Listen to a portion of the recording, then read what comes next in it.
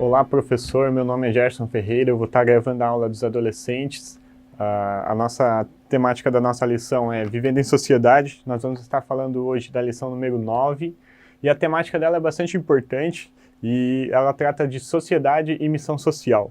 Então, o nosso texto bíblico base ele vai ser Atos 2, 42, versículos 42 ao 46, Atos 4, do 32 ao 37. Então, como texto de destaque, que vai dar um bom resumo em tudo que a gente vai estar falando ao longo de toda a aula e durante a pré-aula também, vai ser Tiago 2,17. Assim também a fé por si só, se não for acompanhada de obras, está morta. Então, nada mais é do que hoje a gente vai tratar a questão do cristianismo e do evangelho num nível mais abrangente, num nível mais profundo, não somente do compartilhar a palavra, dos louvores, mas sim também estar trazendo um sentido mais prático daquilo que a gente vai estar conversando, daquilo que a gente vai estar discutindo. Então, como objetivos, a lição vai apontar a conscientização a respeito da missão social como igreja do Senhor, mostrar que tanto no Antigo quanto no Novo Testamento há uma preocupação com os necessitados e ensinar que como filhos de Deus temos um compromisso com Ele e com o nosso próximo. Então hoje aqui a gente vai estar construindo a mentalidade do serviço cristão. Então nós estamos muito acostumados a chegar na igreja e sermos recebidos, sermos servidos, ouvir a ministração, ouvir o louvor. E nós entendemos que existe uma parte do cristianismo, uma parte do evangelho, que ela vai além das quatro paredes. Então é justamente sobre isso que nós vamos estar apresentando, é justamente sobre isso que nós vamos estar conversando ao longo das nossas aulas. Então, como recomendação de didática, a própria lição ela vai estar recomendando a questão de estar conseguindo um quadro, um flip chart, alguma coisa, e estar podendo fazer as anotações ou elencando ações que podem ser feitas, ações sociais que você pode estar perguntando para os seus adolescentes. Então, a dinâmica ela vai funcionar mais ou menos da seguinte forma. Você vai ter um quadro e vai elencar, pode botar um título, ações ou alguma coisa desse gênero, e embaixo, peça para que os seus adolescentes compartilhem coisas ou formas que eles entendem que existe da atividade social, doação de comida, doação de agasalho, doação de roupa de inverno, sopão de madrugada para os moradores de ruas, as questões de atividade social, visitas ao asilo.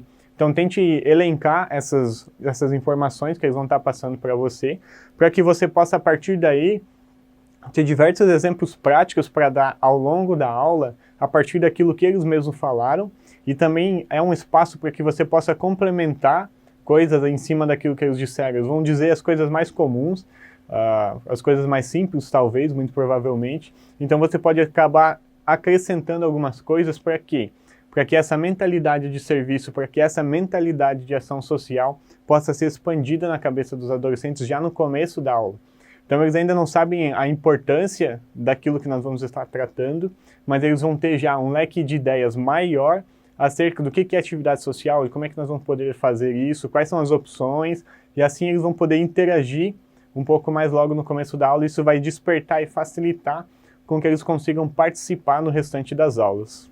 Então, como introdução, a gente pode ter a percepção do nosso país, o Brasil, de um modo geral. A gente percebe que ele tem muitos contratos sociais, ele tem muitas discrepâncias e com tudo isso, acaba surgindo os desafios e uma oportunidade para que o evangelho seja relevante. Então aqui a gente vai estar construindo toda uma questão de como os adolescentes podem se portar diante das situações, como nós devemos perceber as questões das realidades sociais. A lição vai trazer muito a construção do serviço social, da ação social, da missão social, que é como a lição vai chamar, em resposta ao amor que nós recebemos de Deus e que nós temos por Ele. Então ela vai acabar trazendo a questão de recebemos o amor de Deus e por amor àquilo que nós recebemos e por Ele, nós amamos ao nosso próximo, às pessoas, aos necessitados que estão ao nosso redor. Então com essa percepção de tudo como a nossa realidade é composta do amor de Deus, nós ajudamos, nós intervimos nas realidades sociais, nas dificuldades econômicas, como uma forma de demonstrar o amor, de demonstrar o afeto a partir daquilo que nós recebemos. O amor ele não se demonstra somente com palavras, o amor ele se demonstra também com ações. E é essa mentalidade que nós vamos construir, e agora a gente já precisa começar a se questionar se talvez já não tenham adolescentes nas nossas aulas, nas salas de aulas, que estejam passando por dificuldades, que estejam com algumas restrições econômicas ou alguma dificuldade financeira, ou falta de agasalho, falta de comida. Eles podem estar em alguma situação de vulnerabilidade social. Então já é o espaço de estar sensível, professor, de começar a perceber que a realidade ela pode ser mais prática ainda do que nós pensamos. Nós vamos falar de um evangelho, de um cristianismo prático, mas ele pode ter e nos proporcionar a oportunidade de sermos praticantes do evangelho logo nas vidas daqueles que já estão nos ouvindo, daqueles que estão perto de nós, que também como uma forma de a gente perceber a mentalidade, nós percebermos aquilo que está sendo desenvolvido, está sendo trabalhado, e possamos nós também estarmos mais sensíveis àqueles que estarão ao nosso redor, aqueles que estarão participando do nosso cotidiano e do nosso dia a dia. Então, professor, a sua missão aqui é estar muito sensível e atento à questão da construção dessa nova mentalidade, dessa percepção. Nós estamos vivendo uma geração, uns dias, nós mesmos às vezes acabamos na correria do dia a dia, não estando sensíveis às outras pessoas, prestando apenas atenção às nossas agendas, às nossas rotinas. E essa lição é a construção de uma mentalidade que nós precisamos parar, estar atentos e observarmos as pessoas que estão ao nosso redor, para que nós possamos, assim, usufruir e praticarmos o evangelho relevante que possa transformar as realidades. E assim a gente entra no primeiro ponto da nossa lição, que é a justiça social divina. Então, como eu comecei citando, o Brasil é um país que tem um grande contraste social, a gente tem uma disparidade muito grande. O nosso país ele é muito grande, alguns vão dizer que é de tamanho de continente. Então nós temos um vasto território nacional e a gente tem muita disparidade entre as regiões Nordeste, Norte, Sul, Sudeste, Centro-Oeste, a respeito das classes econômicas, da situação. E mesmo dentro de lugares onde a classificação econômica ela é mais alta, ainda assim há disparidade e desequilíbrios, desproporções, mesmo dentro desses grandes centros econômicos do nosso país. Então a gente percebe que existe tanta demanda, tanta carência a respeito das atividades sociais, que o governo ele precisa intervir. O governo ele precisa criar políticas sociais, políticas governamentais e assistenciais, para que eles possam estar distribuindo cestas básicas, recebendo crianças carentes, creches, escolas, hospitais, SUS, planos de saúde para atender toda a população. Ele precisa estar constantemente desenvolvendo programas assistenciais de capacitação, de educação, de saúde, de assistencialismo. Por quê? Porque a carência é muito grande. Nosso país é muito desproporcional, tem um grande contraste social. E isso nada mais é que uma grande oportunidade que a igreja tem e sempre teve desde o princípio de estar atuando de maneira prática e relevante. A gente precisa perceber que Jesus, como Salvador, desde o princípio, sempre se preocupou com os mais pobres, sem fazer distinção alguma entre os mais ricos. Ele nunca fez acepção de pessoas, ele sempre recebeu todos de igual modo e sempre colocando a necessidade do outro acima da sua. Ele sempre se preocupou em atender primeiramente as pessoas e depois saciar as suas necessidades. Nós não precisamos ir muito longe para encontrarmos pessoas em situações de carência, de vulnerabilidade social. Basta que nós estejamos dando uma volta na nossa cidade, na sua cidade, e começar a perceber. A gente vai ter aquilo que a gente chama de bairros nobres, bairros urbanos, favelas, morros, a gente vai começando a ver e vai passando como a realidade ela oscila em pequenos distritos geográficos, em pequenas localizações. De um lado para o outro, a gente tem muita disparidade. E a gente precisa entender que a nossa missão ela não diz só a respeito a pregar a salvação, de cantar louvor, de ministrar a palavra, mas sim de resgatar as pessoas, de trazer a elas uma transformação das suas vidas. É uma questão de levar para elas uma questão de vida com dignidade. É de resgatar essas pessoas, de trazer elas a um novo nível, proporcionar a elas para que elas possam ter seu estilo de vida transformado, para que elas possam ter a sua vida transformada.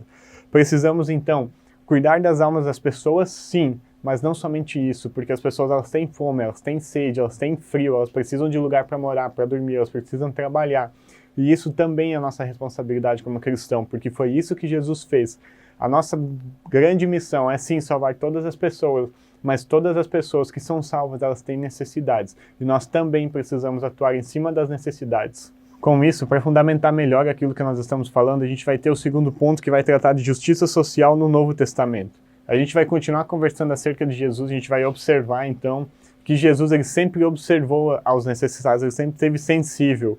O amor de Deus em nossos corações nos leva a cumprir e executar essa missão social, essa missão de amar ao próximo, de estar sensíveis às necessidades do outro. É o amor a Deus, em resposta ao amor de Deus, que nós desenvolvemos o senso de comunidade, de unidade, que nós começamos a trabalhar essa mentalidade de, se o meu irmão tem alguma necessidade, então eu posso suprir isso, então por que não suprir?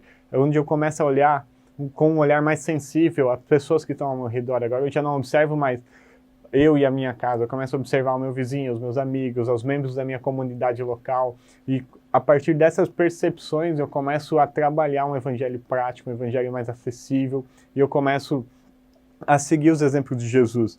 A gente vai ver em 1 João 3, 17 e 18, que quem não se compadece dos necessitados ainda não tem o amor de Deus em seu coração. Então aqui, basicamente é que não basta amar com palavras, eu preciso amar com ações, e é com isso que eu preciso desenvolver. Ninguém será salvo por ações sociais, mas isso não é uma desculpa para que eu não possa fazê-la. Eu preciso evidenciar a minha fé através da minha missão social. As obras, a missão social, o assistencialismo, a sensibilidade ao meu redor, ela não é aquilo que vai me salvar, mas aquilo que vai evidenciar a transformação que Deus, que Cristo fez na minha vida através de todas as coisas que Ele tem nos dado, e agora mais Ele nos dá a oportunidade de sermos agentes de transformação. Não somos nós que transformamos, mas nós seguimos esse caminho, nós somos o agente de transformação, nós levamos a possibilidade de que pessoas possam ser transformadas a partir das nossas ações, a partir daquilo que nós temos feito. Então essa é a nossa mentalidade. É assim que nós podemos perceber no Novo Testamento como Jesus estava sensível às coisas que ele tinha como missão social. As pessoas procuravam Jesus para procurar alimento, as pessoas procuravam Jesus para que tivessem suas necessidades supridas. E essa é a mentalidade que no Novo Testamento a gente vai ter acerca da missão social. E com isso a gente vai para o terceiro ponto, que é a responsabilidade social da igreja no primeiro século. Então, entrando no terceiro ponto, a gente vai ter na passagem de Atos 2,45 que eles vendiam as suas propriedades e outras coisas e dividiam o dinheiro com todos, de acordo com a necessidade de cada um. Então a gente precisa entender, na construção da mentalidade que nós estamos desenvolvendo até o momento, que pregação, milagres e serviço social, eles andam juntos.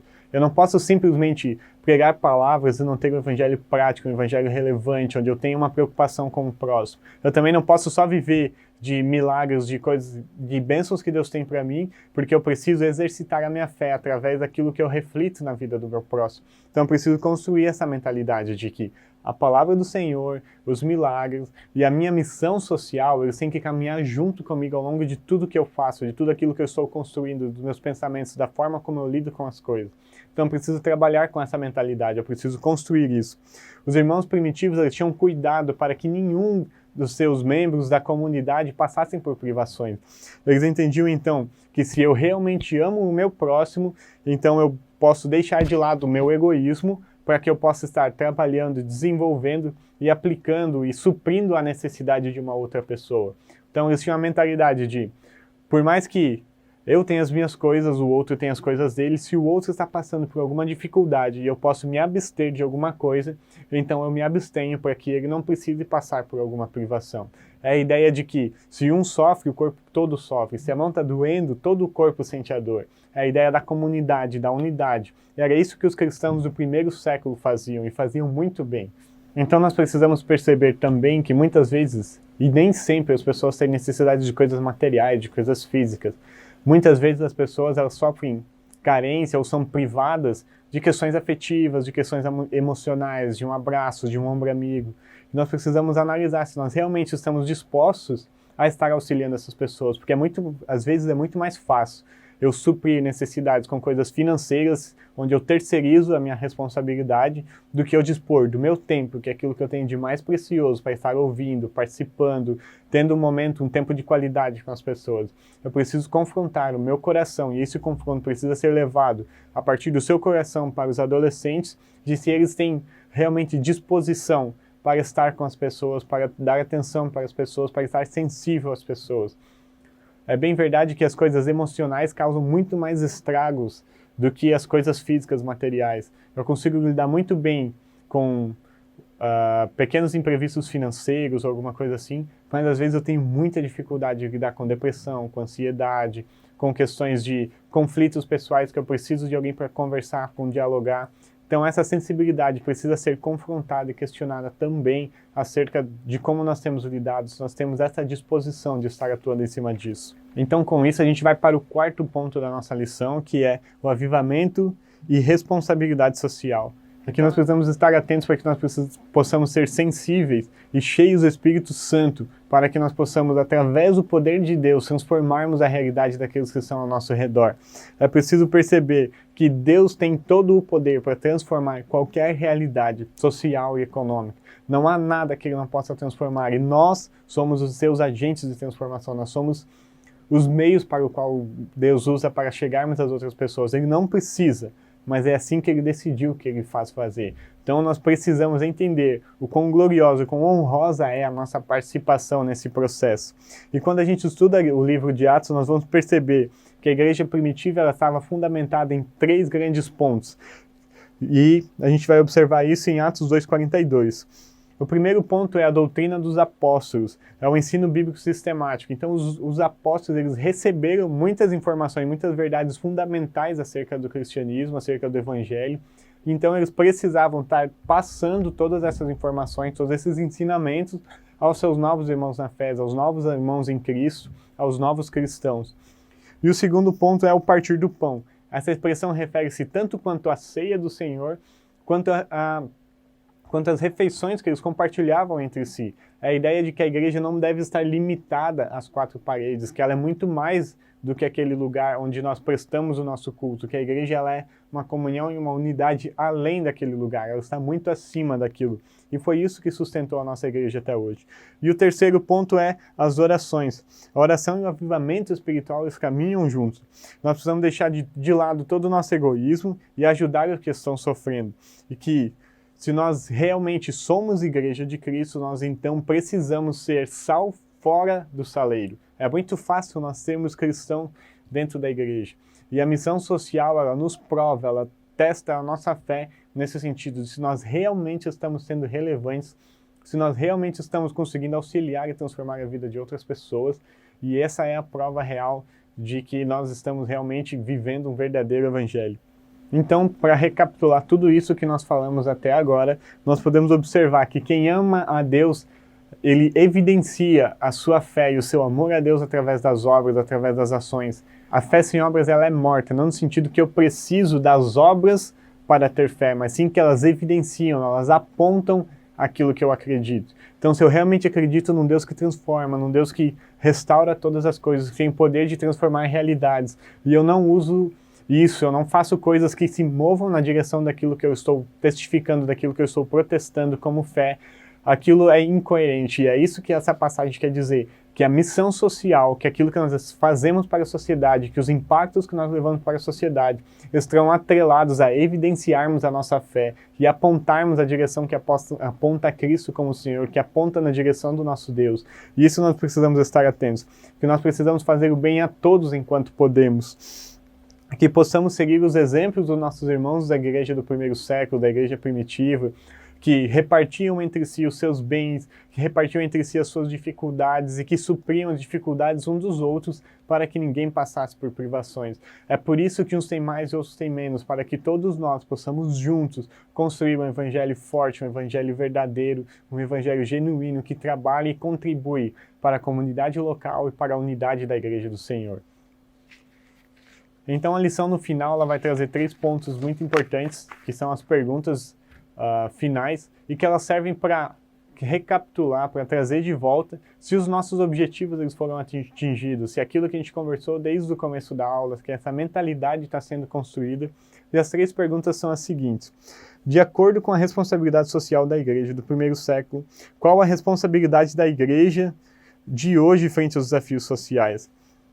A igreja ela tem quanto responsabilidade dos desafios sociais de pregar o evangelho, de pregar a palavra de Deus, mas de também ajudar os necessitados. A segunda pergunta vai ser: correlacione o avivamento e responsabilidade social. Nós necessitamos sermos transformados espiritualmente, sermos cheios do Espírito Santo, para que nós possamos transformar a nossa realidade, as realidades ao nosso redor, mediante o poder de Deus. Então isso é o ponto auge. É quem transforma as coisas, quem age através das nossas ações é o Senhor. E é com essa mentalidade que nós precisamos estar sensíveis. Eu preciso fazer coisas, eu preciso agir para que o Senhor, através de mim, possa transformar essas pessoas, que Ele possa alcançar outras vidas, que Ele possa transformar realidades. E, por último, professor, você pode fechar com a terceira pergunta da nossa lição, que é aquele tipo de pergunta de aplicação pessoal, aquela pergunta onde eles não necessariamente precisam responder, na verdade, que é: qual a sua missão social? Essa pergunta vai trazer o desafio ao seu adolescente, a você também, professor, de que eles precisam sair dali com uma mentalidade, com uma percepção de quais realidades eles vão intervir, de qual realidade ele vai ser atuante. Nós não podemos simplesmente ouvir e sair da mesma forma, nós precisamos então partir de todas essas coisas que nos foram ensinadas, que foram transmitidas, nós precisamos nos posicionar agora. E qual é a nossa missão social? Qual é a sua missão social, professor? É isso que nós precisamos passar, é isso que nós precisamos construir, é essa mentalidade que precisa ser trabalhada para que nós possamos cada vez mais transformarmos vidas, transformarmos realidades e que nós possamos, sim, através do Evangelho, mudarmos a história do nosso país, mudarmos todos esses contrastes sociais que nós estamos vivendo. Essa é a minha oportunidade, essa é a sua oportunidade, essa é a nossa oportunidade. Muito obrigado por ouvir até aqui, fico no aguardo, um abraço e tenha uma ótima aula, professor.